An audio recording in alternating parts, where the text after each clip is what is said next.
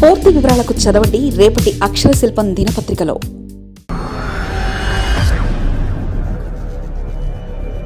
Jail sentiment work out అవుతుందా?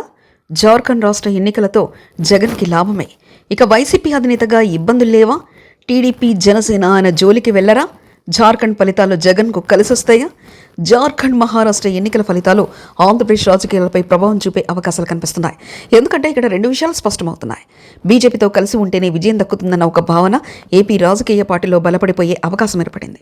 ఎందుకంటే హర్యానాతో పాటు వరుసగా మహారాష్ట్ర ఎన్నికల్లో బీజేపీ కూటమి విజయం సాధించడంతో మోదీ తోడుంటే విజయం అన్నదే అన్న ధీమా బలపడిపోతుంది.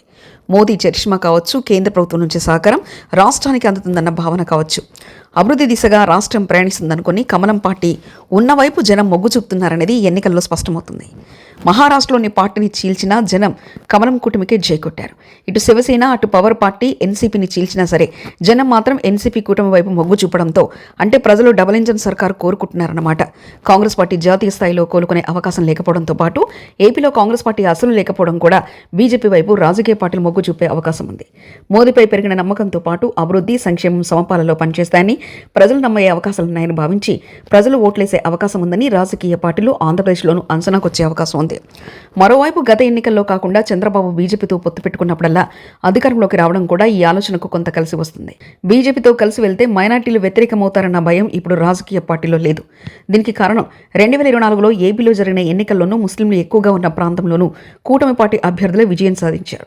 దీంతో జగన్ కూడా ఎప్పటి నుంచో బీజేపీతో కయ్యానికి దిగడం లేదు, సఖ్యతగానే వెళ్తున్నారు. అయితే జగన్ పార్టీ నేరుగా బీజేపీతో పొత్తు పెట్టుకోవడం లేదు. ఏదైనా టీడీపీతో తేడా వస్తే ఈసారి జగన్ కూడా బీజేపీతో కలిసి దిగడానికి సిద్ధమవుతారనడానికి ఎటువంటి సందేహం లేదు.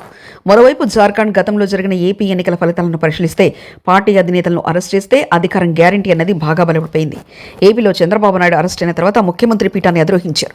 ఇప్పుడు జార్ఖండ్లో హేమంత్ సోరెన్ కూడా అరెస్ట్ అయిన సంగతి తెలిసిందే. తర్వాతే రెండోసారి సీఎం పీఠంపై కూర్చుకునేందుకు సిద్ధమవుతున్నారు. వీటిని పరిశీలించిన తర్వాత జగన్ను కూడా ఏదో కేసులో అరెస్ట్ చేయాలని డిమాండ్ చేస్తున్న టీడీపీ నేతల వాయిస్ మారిపోయినట్లే కనిపిస్తుంది.